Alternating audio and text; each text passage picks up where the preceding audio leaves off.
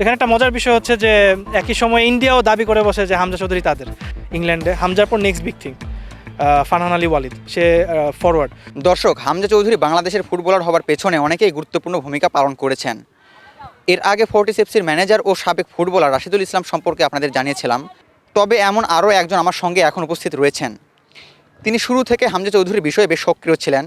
আমার পাশে যিনি দাঁড়িয়ে আছেন সেই ভাইয়ের নাম হলো আরাফিন জিসান। এবার আমরা শুনবো হামজা চৌধুরী নিয়ে জিসান ভাইয়ের গল্প।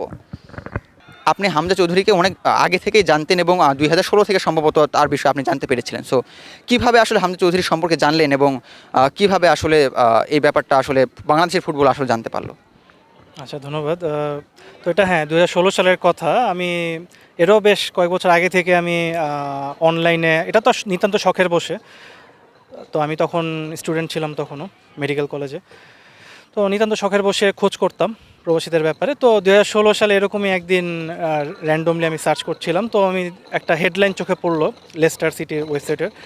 তো হেডলাইনের আন্ডারে ওই কিছু লাইন সারফেসে উঠে আসে, এটার মধ্যে হামজা চৌধুরী নামটা দেখলাম আমি। তো ঘটনাটা এমন ছিল যে হামজা চৌধুরী হচ্ছে তার একাডেমি থেকে একটা প্রফেশনাল কন্ট্রাক্টের মাধ্যমে সে তার ব্রেক থ্রু হবে আর কি, কম্পিটিটিভ সিনারিওতে। তো আমি ঢুকলাম, দেখলাম তাকে ব্রিটিশ এশিয়ান হিসেবে অভিহিত করা হয়েছে। তো ঠিক আছে, ব্রিটিশ এশিয়ান মানে, এবং নামটা অনুযায়ী তার চেহারা এটা দেখে মনে হলো যে সে সাবকন্টিনেন্টারি হতে পারে। পরে দেখলাম যে হ্যাঁ, তার মা হচ্ছে বাংলাদেশি, তার বাবা হচ্ছে আফ্রো ক্যারিবিয়ান। তো এভাবেই তার ব্যাপারে জানলাম। তো জেনে আমার একটা মানে আমরা কয়েকজন একটা ফুটবল গ্রুপ চালাই, সেটা হচ্ছে Bangladesh football walking around the dreams. তো ওইখানে আমরা মূলত আলোচনা শুরু করি, এটার মাধ্যমে বাংলাদেশ ফুটবলের আরও যারা সমর্থক আছে সবাই মিলে আমরা জয়েন করি এটাতে। তো এখানে একটা মজার বিষয় হচ্ছে যে একই সময় ইন্ডিয়াও দাবি করে বসে যে হামজা চৌধুরী তাদের। এটা হতে পারে যে ইন্ডিয়াতেও, নর্থ ইন্ডিয়াতে এরকম সারনেম আছে যে চৌধুরী, তো হয়তো সেটার মাধ্যমে বা যাই হোক 16-17 সালের দিকে ছিল ইন্ডিয়ানদের সাথে যে তারাও দাবি করতেছে যে না হামজা চৌধুরী ইন্ডিয়ান। তো যাই হোক, এটা পরবর্তীতে খুব দ্রুতই এটা সলভ হয়েছে। তো এরপর কিছু তো 17 সালে হামজার ইএফএল লিগ কাপে ডেবু হয়ে গেছে, তার প্রথম সিনিয়র অ্যাপিয়ারেন্স লেস্টার হয়ে। এর পরবর্তীতে প্রিমিয়ার লিগেও তার ডেবু হয়ে যায়। দুই ক্ষেত্রে একই ক্লাব ছিল, অপোনেন্ট লিভারপুল। তো আমরা খুবই উচ্ছ্বসিত ছিলাম, তাকে নিয়ে প্রচুর লেখালেখি হতো। একটা পর্যায়ে সে 2019 সালে ইংল্যান্ড আন্ডার-21 দলও খেলে ফেলে।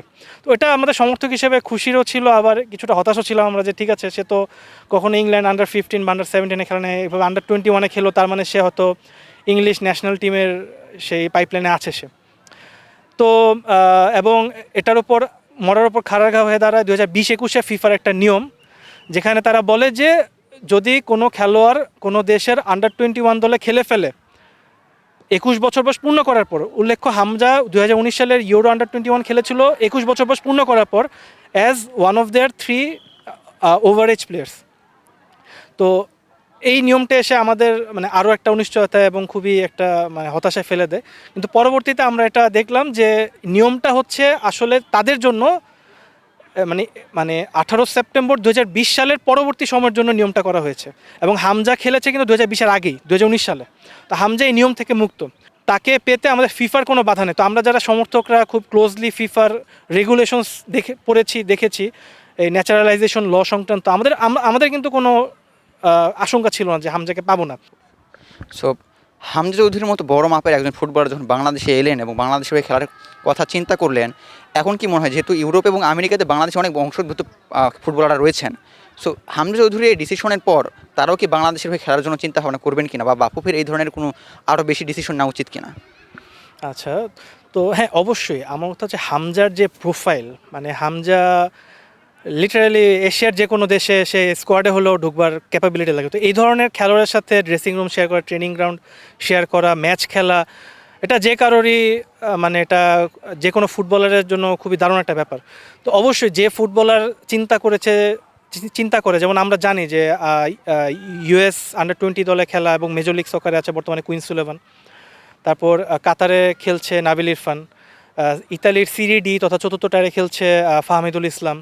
তো এরকম বেশ কিছু খেলোয়াড় আছে, এবং ওই যে নেদারল্যান্ডসের সেকেন্ড টায়ারে একটা ক্লাবের আন্ডার-21 দলে খেলে নিলয় নামের একজন খেলোয়াড়। তো ওরা নিশ্চয় চিন্তা করে যে খেলবো কি খেলবো না, খেললেও কখন খেলবো। এবং এক্ষেত্রে হামজার কিন্তু একটা উদাহরণ, যেমন হামজা কিন্তু রাশেদ ভাইকে ক্লিয়ারলি একটা টাইমলাইন দিয়েছিল যে হ্যাঁ আমি আরও 2 বছর দেখবো, সেটা সম্ভবত 21 সালে, যে আমি আরও 2 বছর দেখবো, যদি না হয় তাহলে আমি বাংলাদেশের হয়ে ডেফিনেটলি আমি পুশ করবো, এবং হামজা কিন্তু সেই কথাটা রেখেছে। তো এটাও কিন্তু একটা উদাহরণ। তারা যখন দেখবে যে হ্যাঁ হামজার মতো প্রোফাইল একটা খেলোয়াড় বাংলাদেশে এসেছে, তার সাক্ষাৎকারগুলো যখন তারা পড়বে, তখন তারাও একটা সেভাবে তারা ডিসিশন মেকিংয়ে তাদের ক্ষেত্রে সহায়ক হবে জিনিসটা, যে হ্যাঁ খেলবো কি খেলবো না, খেলবো, খেললে কতদিনের মধ্যে খেলতে হবে। আচ্ছা হামজা তো অলরেডি এসে পড়ছে, আমাকে সেভাবে মুভ করতে হবে। যেমন ফারহান আলী ওয়ালিদ, সে ফুলহাম আন্ডার 21 দলে খেলে, তা 17 কি 18 বছর বয়স হবে। সে আমরা অনেকেই মনে করতেছি যে next big thing, Bangladeshi blood যেসব খেলোয়াড়রা আছে ইংল্যান্ডে, হামজার পর next big thing Farhan Ali Walid, সে ফরওয়ার্ড। তো তার ক্ষেত্রে কিন্তু এটা সেও, তার প্রোফাইলটা এরকম যে সেও চিন্তা করবে যে আচ্ছা আরও 10 বছর দেখে নিই আগে ইংল্যান্ডের হয়ে পারি কি না, তারপর বাংলাদেশের কথা চিন্তা করবে। কিন্তু যেহেতু হামজায় অলরেডি এসে পড়ছে, সে হয়তো এটা টাইমটা কিন্তু কমে আসতে পারে, বলা যায় না। তো এটা খুবই দারুণ একটা, খুবই পজিটিভ একটা ইফেক্ট হবে আমাদের জন্য, মানে নানান পরিসরের। এবং আমরা জানি যে কানাডাতে একজন আছেন, কানাডা প্রিমিয়ার লিগে খেলে, শামিত সোম, খুবই দারুণ একজন মিডফিল্ডার। তো তার ক্ষেত্রে সেও বর্তমানে কিছুটা দ্বিধাদ্বন্দ্বে আছে, আশা করি সেও এটা কাটিয়ে শীঘ্রই সে আবার বাফুফেকে তার নতুন কোনো সিদ্ধান্ত জানাবে, আমরা আশা করি। ইংলিশ প্রিমিয়ার লিগে খেলা অভিজ্ঞতা সম্পূর্ণ একজন ফুটবলার হামজা চৌধুরী, তার মতো একজন বড় মাপের ফুটবলার বাংলাদেশের জাতীয় দলে খেলার পর বাকি ফুটবলারদের উপর কেমন প্রভাব পড়বে বা বাংলাদেশের দলের উপর কেমন প্রভাব পড়বে বলে মনে করছেন? না, এটা তো কোনো সন্দেহ নেই। মানে হামজা যখন, মানে এটা তো কল্পনা করতেও শিহরণ জাগে যে হামজা যখন ট্রেনিংয়ে নামবে, তার যে, মানে এটা তো কোনো সন্দেহ নেই যে প্রিমিয়ার লিগে ক্লাবগুলো ট্রেনিংয়ে খেলার ইন্টেন্সিটি দেখা যায় যে বাংলাদেশের খেলোয়াড়রা ইন্টারন্যাশনালি যেভাবে কম্পিট করে ইন্টেন্সিটিতে, সেটা হচ্ছে তো হায়ার। তো যখন ট্রেনিংয়ে হামজাকে দেখবে, হামজার ওয়ার্ক এথিক্স দেখবে, তার ডিসিপ্লিন অর্গানাইজেশন দেখবে, তো খেলোয়াড়রা সেরকম একটা এফোর্ট দেবে। তো ট্রেনিংয়ে যত বেটার হবে, সেটা কিন্তু খেলাতেও আলটিমেটলি ম্যাচে প্রভাব রাখবে। তো কোনো সন্দেহ নেই তার সাথে ড্রেসিং রুম শেয়ার করা, ট্রেনিং গ্রাউন্ড শেয়ার করা, এবং খেলাতে যখন নামবে যে হ্যাঁ হামজার মতো খেলা আছে, তার মানসিক শক্তি, হ্যাঁ, এবং একটা শো অফ যে না হামজাকে আমিও দেখাবো যে আমিও পারি, বা হামজা থেকে একটু প্রশংসা শোনার জন্য। তো ওভারঅল এনার্জি অন্য লেভেলে নিয়ে যাবে, কোনো সন্দেহ নেই, এটা বিন্দুমাত্র সন্দেহ নাই। এবং হামজার একটা বিষয় অনেকেই প্রশ্ন করছিল, আমি দেখছি যে হামজা কিভাবে খেলবে, কোন পজিশনে খেলবে বা কীভাবে। তো আমার কথা হচ্ছে সে যে কোনো পজিশনে খেলুক, সে যদি কোচ চিন্তা করে যে ঠিক আছে আজকে একটু ডিফেন্সিভ যাবো দলকে নিয়ে, হামজা ডিফেন্সিভ মিডফিল্ড খেলুক, বা একটু ব্যালেন্স সেন্ট্রাল মিডফিল্ড, বা হামজাকে আমি অ্যাটাকেই একটু বেশি ব্যবহার করব, অ্যাটাকিং মিডফিল্ড, যেটাই হোক। তো হামজা যেই লেভেল থেকে আসতেছে, হামজাকে আমরা কাগজে কলমে যেই পজিশনে অ্যাসাইন করি না কেন, সে দেখা যাবে সে বক্স টু বক্সে খেলবে, defence to offence, offence to defence. তো সে পুরো থ্রু আউট দ্য পার্ক খেলবে। তো এটা কিন্তু খুব বড় একটা একটা ডেফিনেটলি খুবই দারুণ একটা অ্যাডভান্টেজ হবে কোচের জন্য। সে কাগজে কলমে অ্যাসাইন করতে পারে, তো আজকের ম্যাচের মূল রেসপন্সিবিলিটি এরকম হবে, হয় ডিফেন্সিভ বা অফেন্সিভ বা ব্যালেন্স যেটা হোক, কিন্তু সে কিন্তু একদম সেটার অলরাউন্ড ফুটবল খেলবে।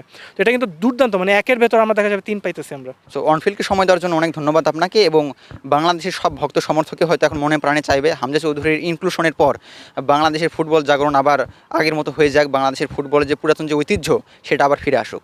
সবাইকে ধন্যবাদ। ধন্যবাদ সবাই।